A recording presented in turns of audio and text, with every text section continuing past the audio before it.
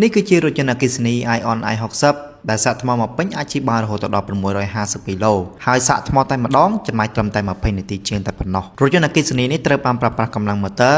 165គីឡូវ៉ាត់ស្មើនឹង221សេសកម្លាំងរមួល240ញូតនម៉ែត្រនិងសមាសរីរកុយរីជុំអារម្មណ៍ផុសស្វាតបច្ចេកវិទ្យាម៉ាហ្គាស៊ីនចំនួនទី2ផ្នែកខាងមុខនៃរថយន្តត្រូវបានរចនាបែប Aerodynamic ដើម្បីជាជំនួយខ្យល់ចង្កៀងខាងមុខត្រូវបានរចនាឡើងដោយបំពូល LED ភ្លើងភ្លឺច្បាស់ល្អអមមុខជាមួយនឹង sensor មុខក្រៅចំនួន12គ្រាប់កញ្ចក់ក្តាប់លេអូតូប្រព័ន្ធរ៉ាដាខាងមុខដើម្បីចាប់រាល់ឧបសគ្គកាមេរ៉ា500សាយកម្រិត HD អាចមើលមកជុំរថយន្តនិងបាត់ឡានបានផងដែរយ៉ានកង់ទំហំ19អ៊ីងស្តុបក្រោយបំពាក់ដោយអំពូល LED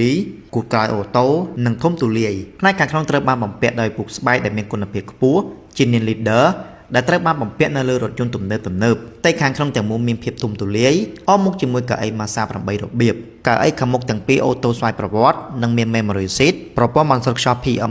2.5 អេក្រង់កំសាន្តធំនិងប្រព័ន្ធសំឡេង Edigo បុកបាសធ្ងន់និងពីរោះលើពីនេះទៅទៀត Ion I60 បានភ្ជាប់មកជាមួយកន្លែងសាកថ្មដែលឥតខ្សែកៅអីផ្នែកខាងក្រៅបំពាក់ដោយពុកស្បែកគុណភាពលេខ1